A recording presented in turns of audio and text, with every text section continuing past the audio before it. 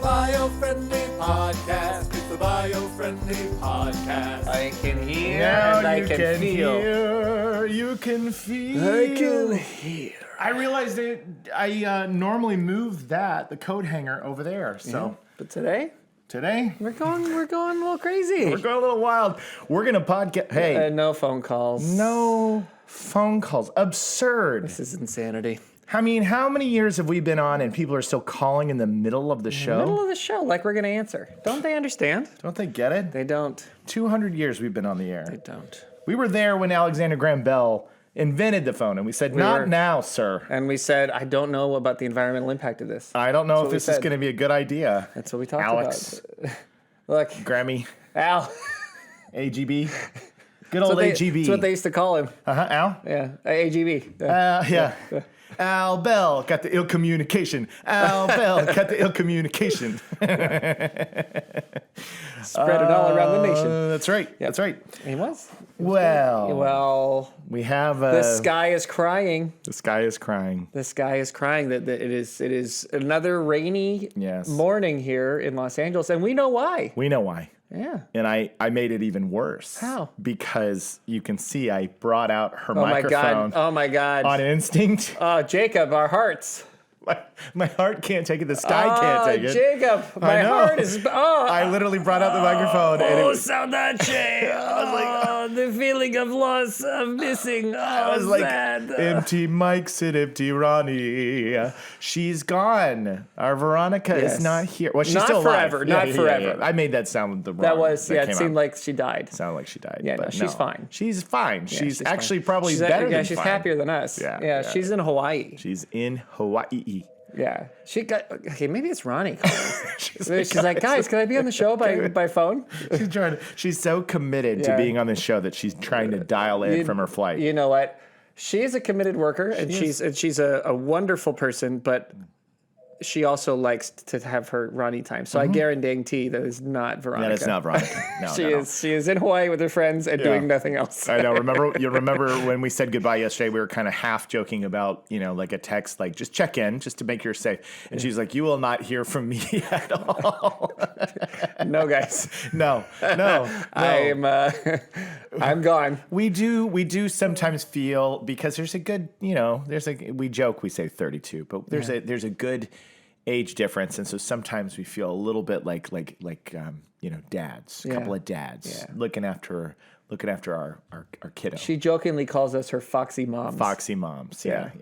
So we're a couple of foxy ladies. You and me. We are foxy ladies. Yeah, that's what Jimi Hendrix was singing about. Yeah, he was singing about us. Yeah. Mm-hmm. So, anyways, there will be no Veronica today. Next week. We don't know. It depends on how early we record our podcast. Yeah. She might on the pod. She might not. Yeah, we might be able to hold out for it. We don't know. But if not, we will next time if she's not here. Aren't you gone next week? Yeah, well, no. I've got this. Did we do logistics live on the air here? I know.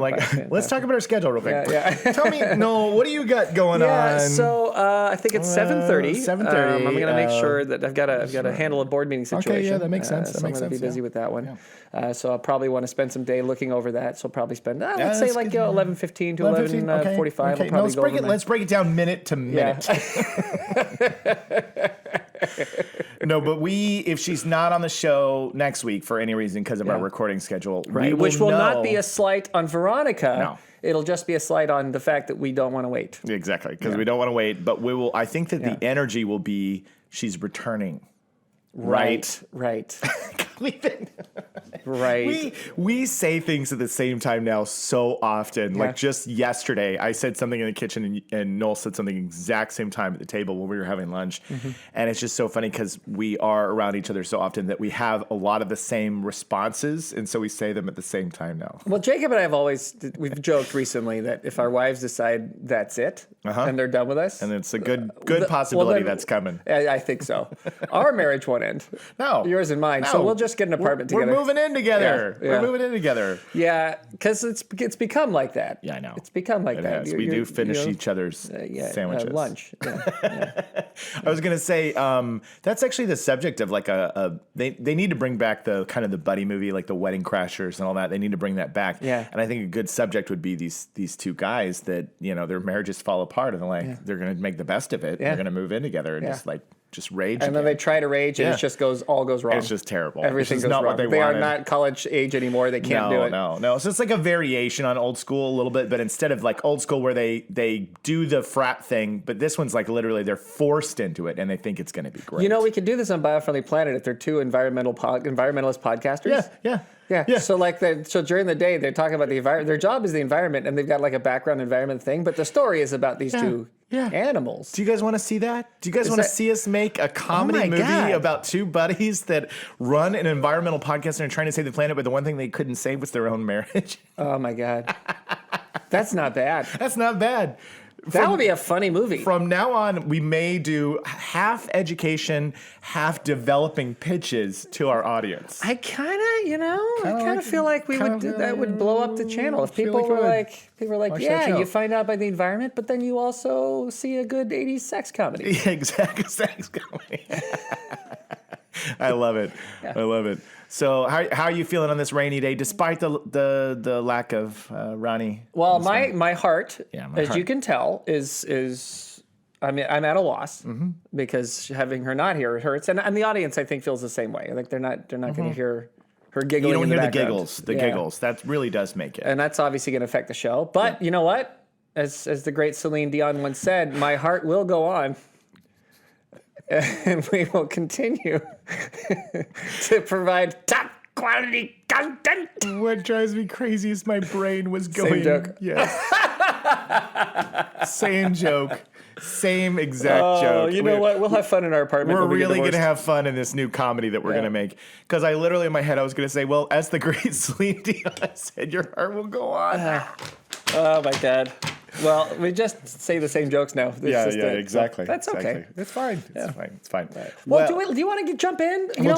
We usually spend a lot of time talking. Maybe we should actually. We're gonna jump in. Talk about the topic. We're gonna do the topic today because I think it's gonna be. It could either be a ton of fodder that we get to joke around about, or we'll get to it and then we'll just get back to shenanigans. Yeah, okay, I don't know. That sounds good. That sounds good, right? Hey. So that's what we do. We might have an exclusive. Like this is pretty breaking news, and this might send shockwaves through the vegetarian community. Oh god, shockwaves. That's not a community to be trifled with. No. So listen up. Okay. Monsters. No, I'm just kidding. Monsters who don't eat animals. Here we go. Well, this is where it gets really good. Okay. Stressed plants make sounds. We just can't hear them. Oh no. Oh no. There's a lot of research that like if you sing to plants or you talk to them or you spend time with them, that they grow better, that they grow brighter, that they survive longer. Yeah. Like it's like they actually do have like they're living, right? Yeah. So they have there is a communication system there somewhere. Yes. Yeah. So I'm half joking about the you monsters thing because I mean honestly, as we get in, we know that animals scream too. Yeah. So I'm more digging into this is a fascinating study, and it was one of the first articles I've read in months that I as I was reading it was like, no way. I was totally Bill and Tedding. I was like, no way. So most heinous plants. So this study just happened just recently. It says, imagine if your houseplant was thirsty and it could tell you so. Oh, that'd be all right. Chances are you just can't hear it. Yeah. So at least according to findings from researchers in Israel who discovered that tomato and tobacco plants stressed from dehydration. It's pronounced tobacco. Tomato, tobacco. See what happens when Roddy's gone?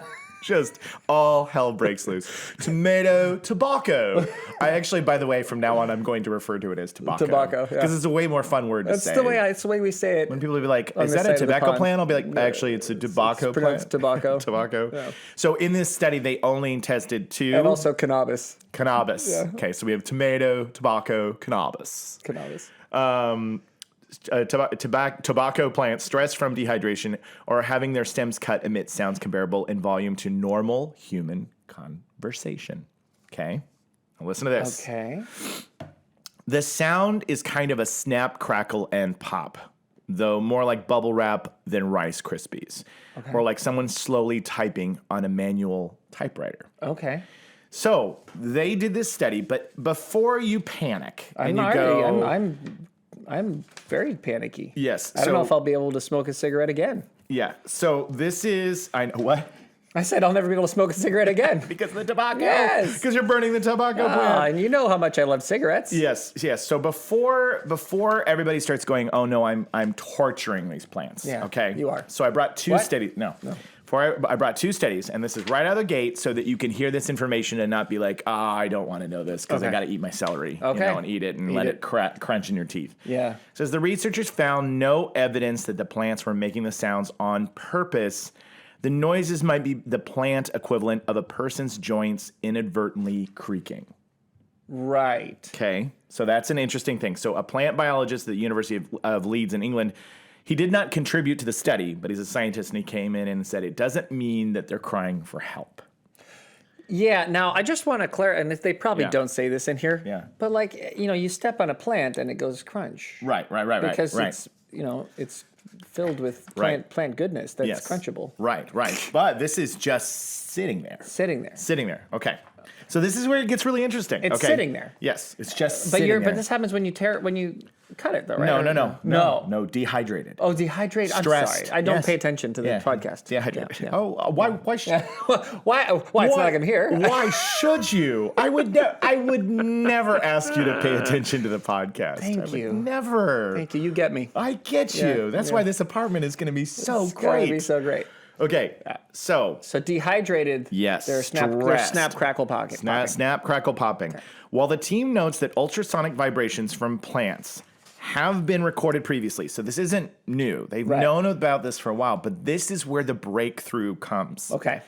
This is the first evidence that they are airborne, making them more relevant for organisms around them. Oh. So plants interact with insects and other animals all the time, and many of those organisms use sound for communication. Right. So it would be very suboptimal for plants to not use sound at all, right? Right. So the team started with both healthy and stressed tomato and tobacco plants. Great. They were healthy. Okay. Yeah. And then they also had stressed ones. Okay.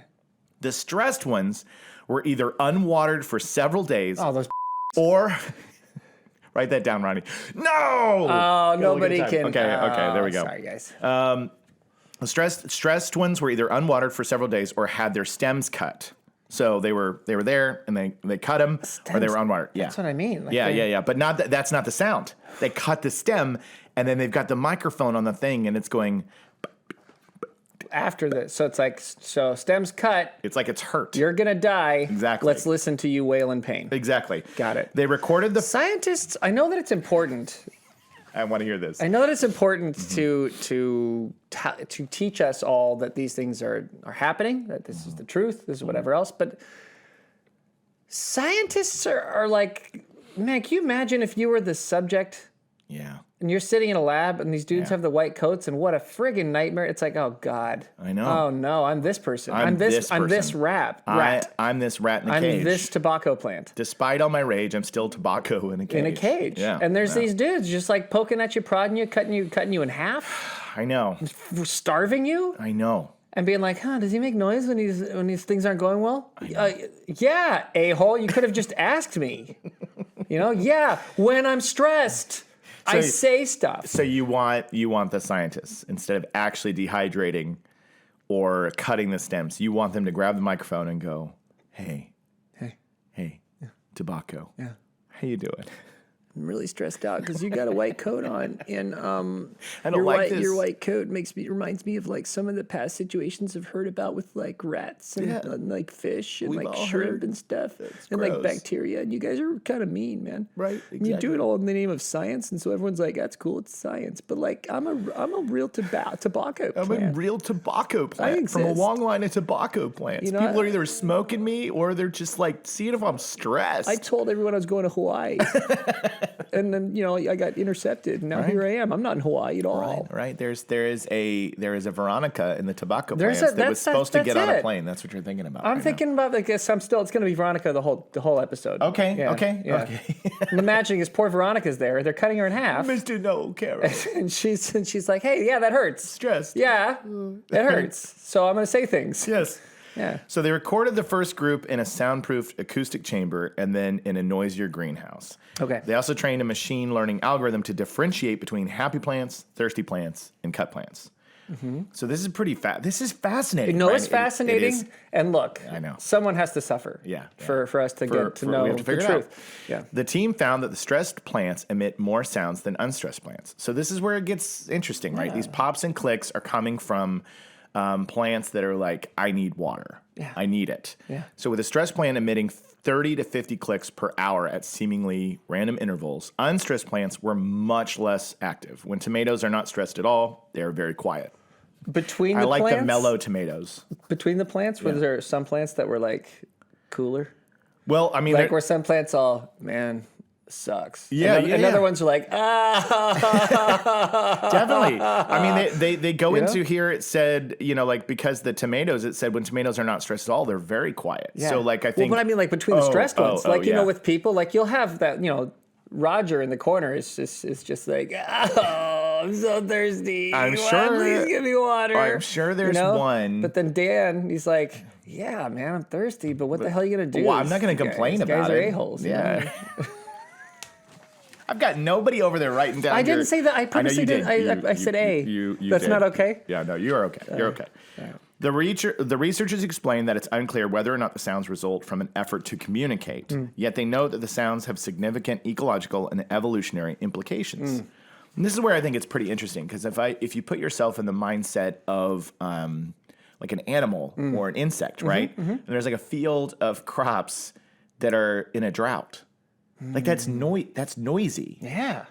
So that would deter you from going in that area. That's true. Right? Yeah. It's kind of fascinating to think about that, like in a world, how we often talk about what the eyes are able to perceive in terms of color spectrums, and if we were able to see it all, or if we could see things in our atmosphere. I don't know if we often think about there's like a whole bunch of sounds and noises around us all the time that we can't hear because they're on different frequencies. Right. But how that would affect animals, and just like you said, the singing to a plant or nurturing a plant. But even I think we even, I mean, I feel like I've experienced this, and the audience can tell me if they agree. You can as well. Yeah. No, I'm going to tell you that I disagree before you even get to it. Well, that's fair. Yeah. That's fair, because we can't always agree on everything. No, there's no show. No.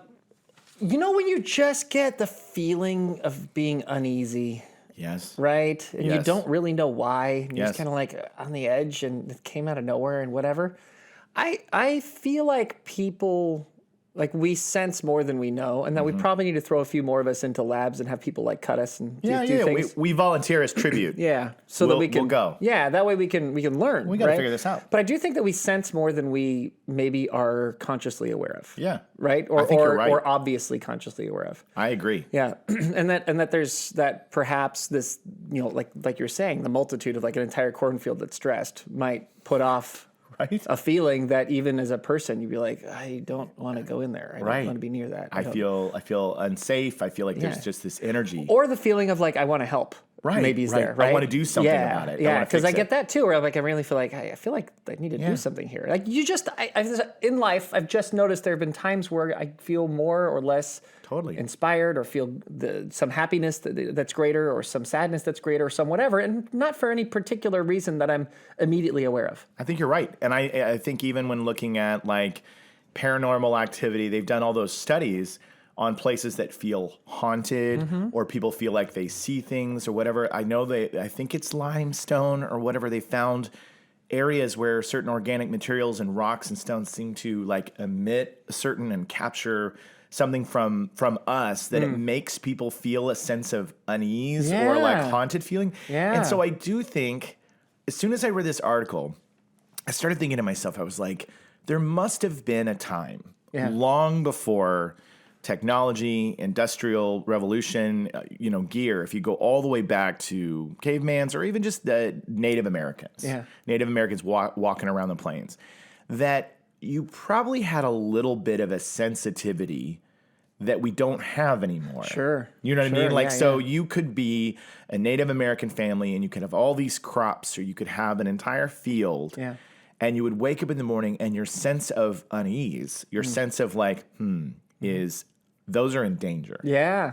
Right? Yeah, absolutely. So cool, right? Like that it's just at your core. And we're obviously, this is anecdotal, just our own experiences. We're just having but I fun. feel like there's something to it. I think so. I do it because it happens so often. You know, and even like you look at stuff that they know, right? Like females see more color than males on average, on balance. Yeah. And the theory is that they see more than males do because they historically, when a guy was out trying to kill a deer or something, the females were gathering different plants. Yeah. And they had to know instinctually a little better, is this one dangerous? Is that one healthy? Is Depending this one on good? the color hue. Yeah, exactly. Wow. Yeah, and then there's also a better sensitivity to smell, too, that females generally have because same reason, right? Totally. Well, theoretically, right? Yeah. You never know. It's just pretty good explanation.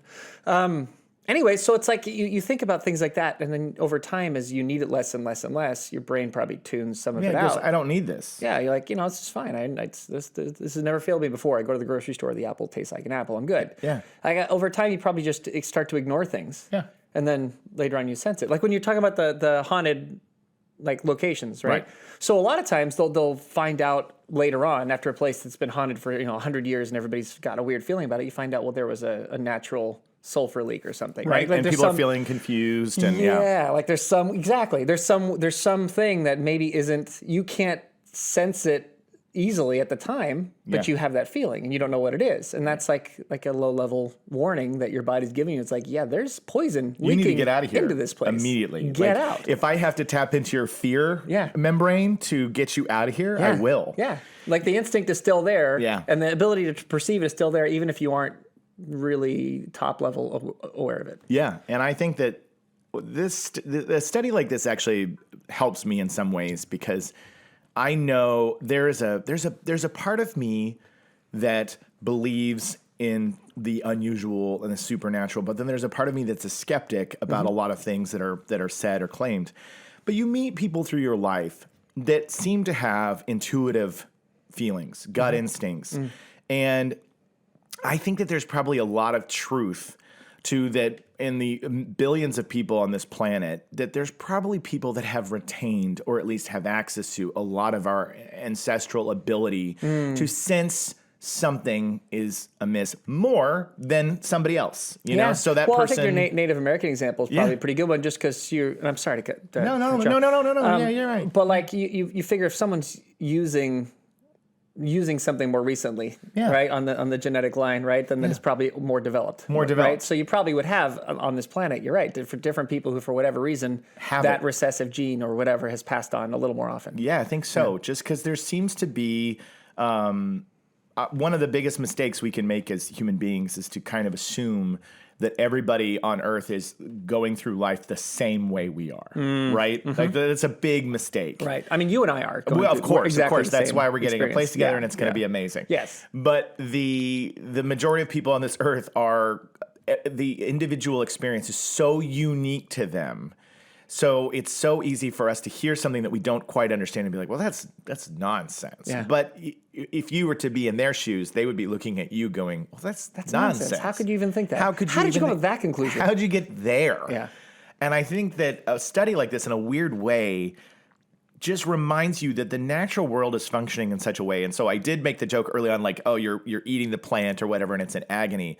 I think it's more what is so fascinating is that every living element of this earth has this function. We've covered this before, where if nature's supposed to do and allowed to do what it's going to do, it's a pretty fine-tuned machine. It's pretty amazing. And so these crops, these things being able to signal like I need water or I'm in distress, that does something in the natural world that we don't necessarily get to know about. Yeah. You know? And I think that's pretty fascinating. Yeah. It's funny you say the about people seeing things differently and experiencing things differently. Like one thing that like emergency first responders or like cops when they're looking at a car accident. Yeah. One of the reasons they have to try to talk to a lot of people is because 10 people can see the same accident, Right. right? They all watched the same event, Yeah. and you will get 10 distinctly different stories True. as to what happened. Like they cross over, and you can figure out what actually happened if you talk to enough people. Yeah. But they all have like they saw different things in many like very different things in many cases. Not all. I mean, a lot of times it's we both saw the same thing. But there's a lot, like more often than you'd realize, and enough that it's a problem. Like you'll have people who will see the same thing and have a different, and they perceive it differently. Yes. And then some of that's probably bias, and some of that's probably like angle and so whatever else. But some of it's just that we're a little different. Yes, absolutely. And I think you and I come from a time and a generation. This is what's so interesting as for our kids and from when we were kids. Have you ever had a memory from your childhood or a vivid memory of being somewhere, sometime, and it's played in your head, and then one day somebody either has like an old VHS tape or something, or you have a photo maybe, and they show it to you and you go, That's not right. that's not right. Yeah. That's not how I remembered that thing at all. Yeah. That's not what that looked like. Yeah. And I think what's so wild is because of these things in our pockets, these phones, everything can be documented constantly. And like my kids can see what they did last week over and over and over again because they can get together with their friends, they can record it on a device, they can play a little movie or whatever. And so it's constantly reinforced. Whereas we just weren't able to document our memories. And so they became our memories. And then when we're presented with them in the small forms that we had, it's kind of jarring because our brain fills in the gaps and creates its own, this is what happened and this is what it looked like. And so it'll be weird how on an evolutionary place, how our children and their children will go forward in how they retain memories as opposed to what physically exists that they can watch. This is a real big tangent from plants making noises, but it's pretty interesting stuff. Yeah, it's very interesting. I think it's relevant. I think okay. I think it's relevant. I think it's relevant. I look when one of the places that I was lucky enough to grow up in as a kid we had many ups and many downs in my childhood for things like most of us do because I have an entrepreneurial dad right who sometimes things were kicking and it's like woo yay and then other times they were not it's like kicking. we're pulling water out of a pool for showers. Yeah. Like before being thrown out of that house. Yeah. But anyway, so it was an interesting life. Yeah. But there was one time we were in this really, really good, it's like a 2-acre property, this really big place that my dad had. And my brother and I dug in a motocross track in the backyard. Love it. And it had jumps and the whole things. Yeah. Right. Yeah. And I remember, like, my memory of that is that these jumps are like they are at the Rose Bowl, where Where you are breaking records. Boom! I'm going 40 feet in the air and landing. But then you grow up, and then someone shows you what an acre of land looks like. And you're like, it's a good size. It's good size land, but there's no way in the amount of space that we had to make that motocross track that those jumps were any bigger than like a foot or two. Right, exactly. Totally.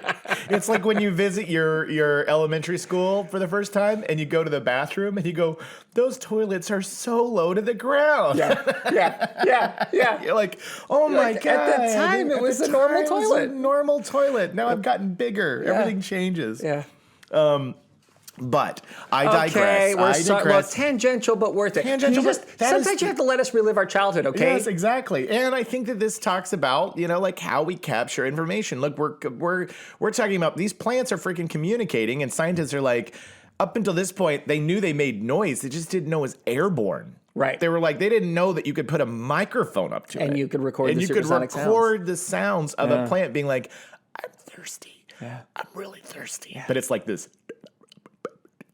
Well, what's going to be crazy is if it's making sounds, they can map it and see how consistent they are. Totally. Yeah. I think they actually did. Yeah? Hold on. Here we go.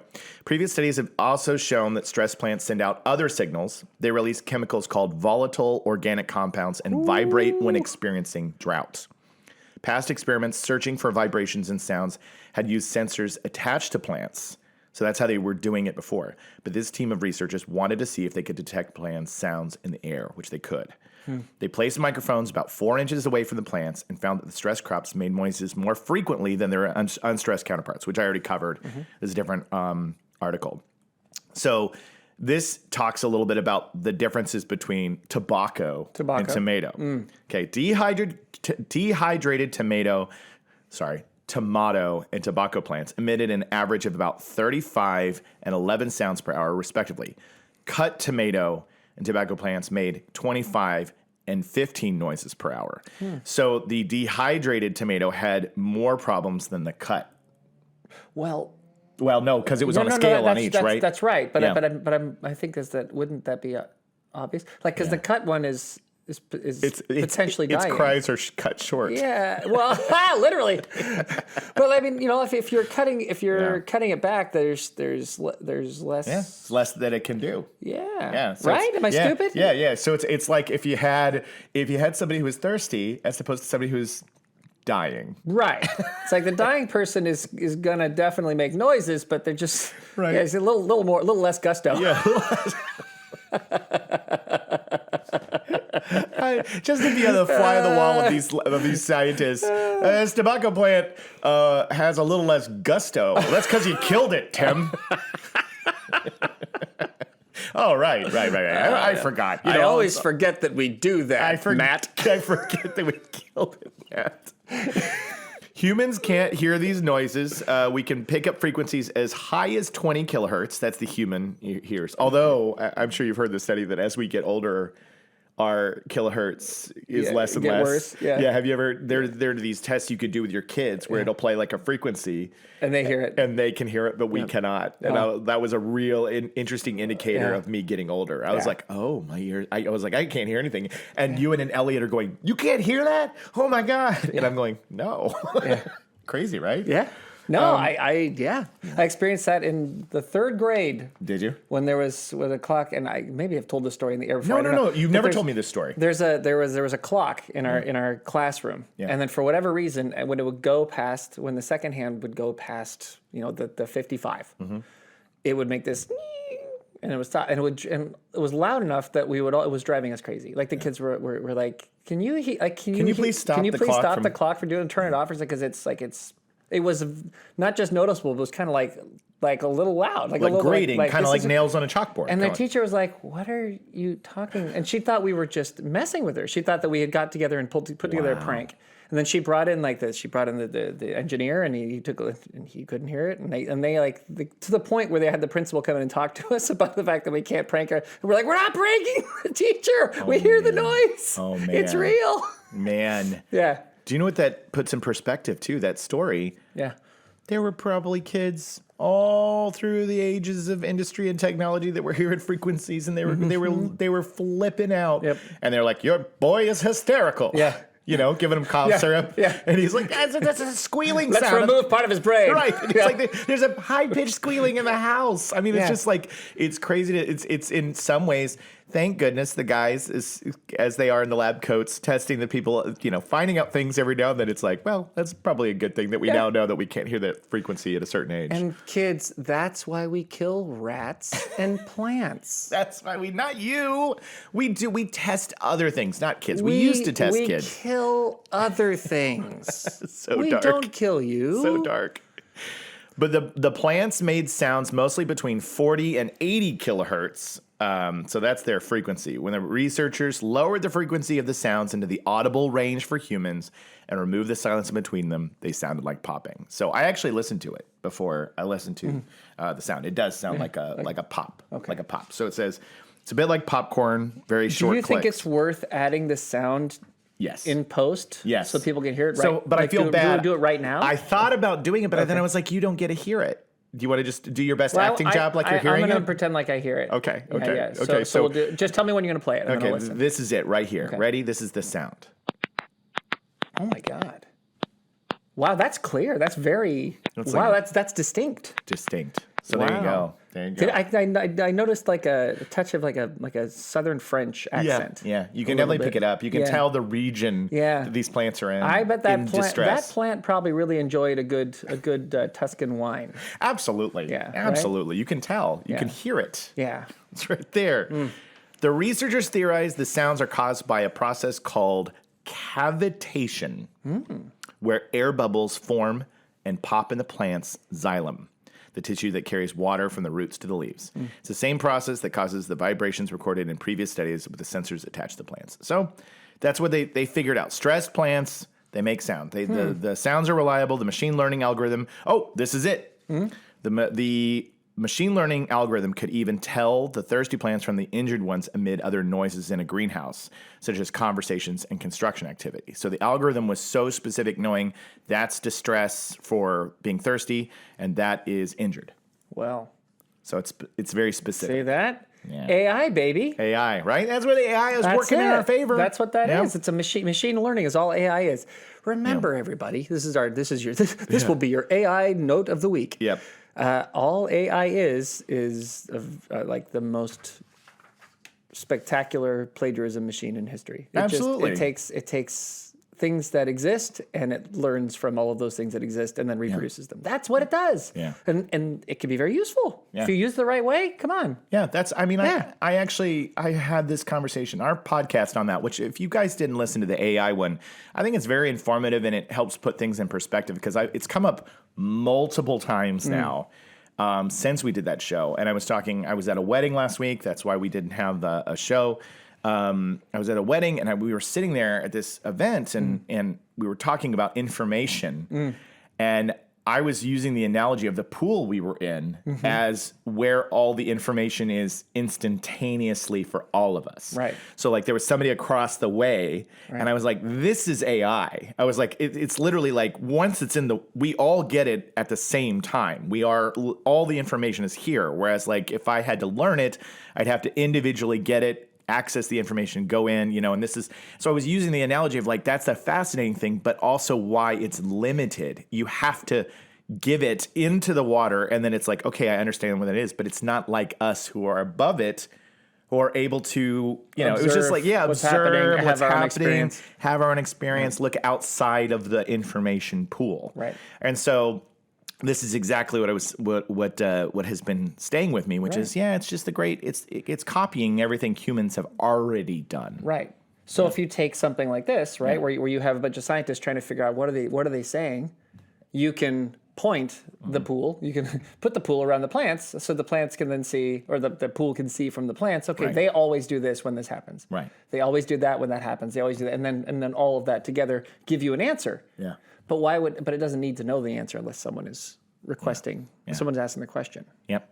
And the movie The Matrix, as long ago as that was now, touched on the entire idea. I know that's the nightmare scenario, but the entire idea of the whole movie, spoiler alert, if you haven't seen The Matrix yet. Plug your ears if you want to watch The Matrix. If you don't want me to spoil it. It's probably too soon. They probably... Don't say it? Yeah, I don't know if they can hear. I guess they got to give people a chance to watch it. Right, you got to give people a chance. Yeah. No, but like remember, the plot was the machine can't figure out why always there's one human that won't do what it wants it to do. Right. There's always one human that's like, I won't play by these rules. I have to do what I want to do. There's always an anomaly. Right. There's always a problem. And that's why they can't seem to make the perfect system. Right. And because they're trying to make to make the perfect world for everybody to live in so everyone can be happy. Yep. And remember the first version was a utopia. Yep. But people rejected it. They rejected it. And so they kept popping up. It's like, this is not true. This is impossible. So they had to have suffering. They had to have all the rest of it. Exactly. And then even when that was going on, you still had people who were like, this ain't real. This ain't real. Trying to figure out that it's not real. And they're like, okay, well then we just have to accept that that's the anomaly occurs. Yeah, so we have to just go through this cycle over and over again. I mean, there's no way the Wachowskis wrote that movie. No, hey, I'm with you on this because you can't have two other turds. Three now. Yeah, three. Oh, yeah. Although, like we talked about, I watched the fourth one on a plane. It's better on an airplane. On an airplane, you can the turd is less stinky. Yeah, it's a little less stinky. I'll give you that. It's like a fart. Yeah. A bad movie and a plane is a fart. Keanu gets more awesome. Yeah, Keanu's great. And I love what he does. And the action was fun. And the nostalgia was fun. Yeah. But yeah. I'm with you. I'm okay with the last one. But you can't, I don't believe that the most recent one was anywhere near the quality of thought or intricacy of the first one. The first movie was so good because you were like, this is a very thought-provoking argument about where we're headed with technology and why it will never win. And that's really what all this is about, is that, it's always going to misunderstand humanity in some shape degree. Or form. Yeah. And that's what we are. Yep. And we're going to keep experimenting on plants. And we're going to keep tomato, birds, worms, bacteria, fish, we're going to keep dissecting frogs. Yeah. You know, I know. It's just what we do. I know. It is what we do. And I mean, I know that for animal activists out there, you hate to hear that any animal is harmed in a study or a research or survey. And it's unfortunate. And I agree with you. But it's a lot of times, I'm sure, how we figure out how a medicine is going to save someone's life, how an internal organ is going to function after this surgery. There's all sorts of things that we can discover. So I know their animal testing is not something that I'm like, I'm pro. Right. But it's just the consequence of learning in our world. And hopefully with AI, yet again, we can do less of it. We can do less of it. Yeah. We know that 99.9% of all sheep do this with this. So we can measure that data, extrapolate it, and then no sheeps are harmed in the making of this, disease-curing medicine or something like that. You know what I mean? Right. So that's where we're headed. Exactly. I mean, that's the hope, right? Is you can figure things out, particularly as you start to get into. We could do an episode on nano computing sometime. We should. Yeah. We should. Yeah. If you find a piece that you really think, centers around quantum computing. I'm sorry. Quantum. No, nano. That's okay. There's a lot of nano. I'm always good. When I think small, the wrong words get into my head. It's okay. I apologize. We just had a nano conversation the other day, so that's probably my head why it was in place. your head. Quantum computing. Yeah, because that's kind of the next. You combine AI with quantum computing, and now you've got You've got some wow going on. Wow. Yeah, but if used properly, it'll change everything. Yeah. Yes, absolutely. I mean, like we would be able to do a lot less of this kind of thing. Yeah. Just because of the amount of data you can get from tiny a machine amounts of. Yeah. It's fascinating. So this was a cool subject, right? Oh, amazing. It's amazing. And I think I've always thought this. I've always thought there's no way that plants aren't also feeling and suffering, because that's the way this stupid system works. That's the game works that way. Yeah. That's part of it. Yeah. Like that's just like the bad feeling signal is there to tell you danger, try to fix. Yes. And everything's going to have the bad signal, the this hurts signal, right?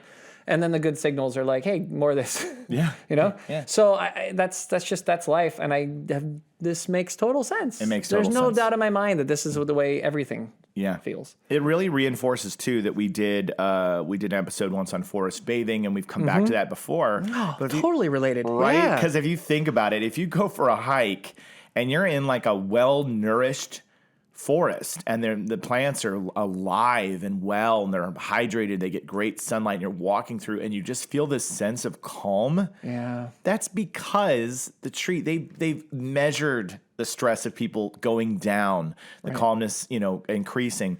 And so you think about that and you go, wow, that the trees are actually probably in their own way giving you a sense of like a song. They should put a 300-foot redwood tree under a microscope, cut it to pieces, and figure this SH out.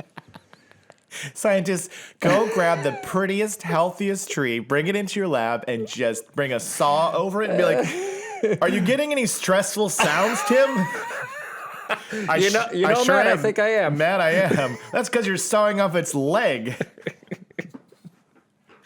Oh, man. We're laughing about something horrific if you're a tree. We're only laughing because I think that sometimes dark humor is like a way of like processing information. You know, like if people were in our office and heard the amount of dark jokes that find their way into our heads, they probably would stop listening to the podcast. I know. Dark humor has always been. I feel like I've told this before, but the story about Gravity Falls and the episode about the golf tee and the people underneath the ground and the guy goes and sacrifices himself. I know I've told it on the podcast before, but I remember watching that with you and laughing so hard at this dark joke, and he looked at me and he was like, why is this funny?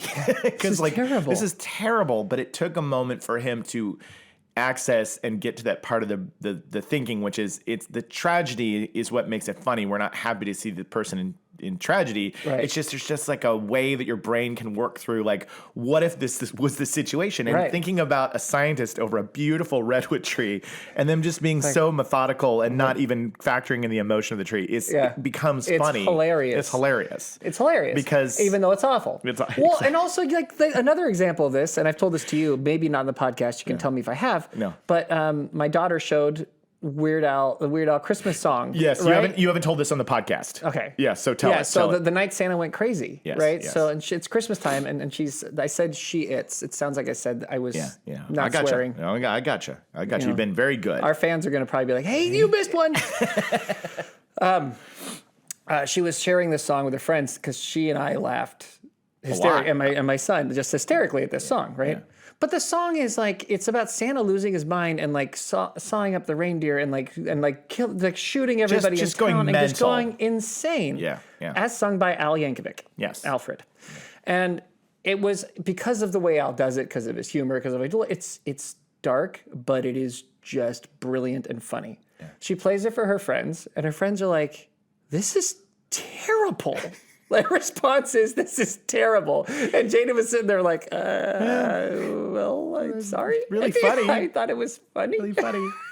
So it is. There's like a, yeah. You can take things to extremes, or you can take things to places that like you can't believe they would ever go. And then so how absurd it is. Yeah. And the absurdity or the extremity is what's funny. Yeah. And not everybody can have it. Totally. Yeah. And I've seen comedians say this before. They go up there and they tell the dark joke, and the crowd groans. They're either with them or they're not. Right. And then the comedian will say, "I didn't actually do the thing that I'm telling you." Yeah. Like, you're only upset because an imaginary scenario is playing out in your mind. Yeah. And so nothing really occurred. Right. I just took you on a mental exercise. The thing that it was a thought experiment. It was a thought experiment. And so when we sit here and laugh about the tree, or Weird Al laughs about Santa going mental, that didn't happen. Right. Santa didn't do those things. No. But the kindest, most friendly, helpful, amazing person on earth who brings you presents every year not going to do that.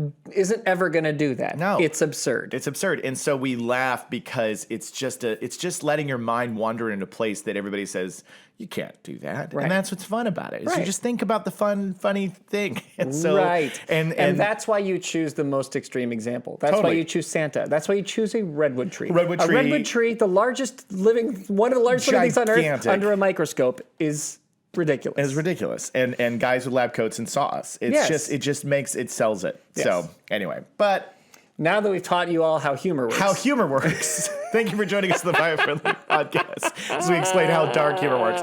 Well, we have a lot of people, look, in the audience that listens to our shows. Of course, we have friends. Yes. But there's younger people, and there's also people that probably when they tune into a educational podcast, they're not listening to joke-driven stuff. And so it's like, maybe there's things that we say sometimes that they're like, oh, I can't believe they said that. That's crazy. But like, that's what we want to bring to this community. Yeah. Is fun, levity, lightheartedness. Like, if we're gonna save the world, can we laugh while we do it? Right. Can we joke? Yeah. Can we play around? Can we have a story about two guys that have an environmental podcast and end up getting kicked out of their houses and end up living together, and it becomes just a complete disaster? Yeah. We should be able to laugh at that. I think so. Yeah. So that is the Biofriendly Podcast. And this is going to be hilarious. Because we have no idea. No idea. Not at all. Without Veronica, it's hopeless. So before we get to that, all right, you guys are awesome. Thank you for listening to the show. And make sure, if you haven't subscribed and you've just been casually listening to, what are you doing? Hit the subscribe button. Make sure you're a subscriber of the show and be sharing the clips and commenting and giving us more subjects. I was following because in case you didn't know, Biofriendly Planet got a massive upgrade. Yes, we did. And I didn't talk about it yet, but we did do a massive upgrade, and it is ready, and it is beautiful. It's beautiful and fast. It's fast. The site is so it's fast. Zippy, and you guys are going to be blown away by just how glorious the images and the color, the text. It's so sharp. It's so eye-catching. And we're going to be making it stronger every single day, constantly making improvements and enhancements. So make sure you check out biofriendlyplanet.com. Yeah, definitely. And I was going through to give my punch list. Yes, you were. Of things that He was punching me in the face. He was like, that's wrong. This is wrong. This is wrong. Again, dark humor. Yes. No, it's the classic punch list that you would give a contractor to say, this thing isn't working, that's wrong, please fix. The last minute fixes after everything's basically done. Yes. Because there weren't very many. It was actually really good. It's pretty good, right? But as I was doing that and clicking through links and stuff, I went to our YouTube channel to see the podcast on the YouTube. Yes. And I was like, oh my God, a couple of these, look, it's Some of them zip. It's not like wild, but like a few of these got a few hundred views. Yes. It's like, hey. Some of them Some pop. people are starting to watch. Exactly. Yeah. And I wonder a lot of the time, does it have to do with visibility? Does it have to do with like how often somebody's going to see something put in front of their face? And I think that's definitely the case. Yeah. We've also been trying some subjects and shows and things that have been a little, unusual or kind of a topic that's really trending in the news. Yeah. Is that it's an article. And so I've noticed it too. I've noticed a little bit of a leap up. Yeah, because obviously the podcast does fine. It gets tons of listeners, right? So that's it always on Spotify and on Apple. Yeah. Like it zips along, and that's never really been a problem. But it's funny because YouTube for so long had always been like 13 views. Totally. 10 views, 5 views, 4. And I was like, well, I guess nobody's watching on YouTube. Exactly. But now it's starting to pick up. It's starting to pick up. It's kind of crazy. Let's see what happens. Yeah. And again, watching the show on YouTube is fun because you get a chance to kind of see. Sometimes we do the visuals, the sites, the stuff that we show you guys on there. And so we highly recommend, and you get a chance to see our handsome faces. They are pretty great. Because particularly this one over here. This guy's got a mug. I tell you what. Well, I was going to say, also, hearing us laugh is one thing. Seeing us laugh, whew. You don't get to see that joke. You don't see. You have to tune in to see that facial expression that we do in the office all the time. Yep. So with that, we will say we are your beacon of light in a gloomy environment. Bringing you top quality content since 1823. Science without the shaming. Green without the groaning.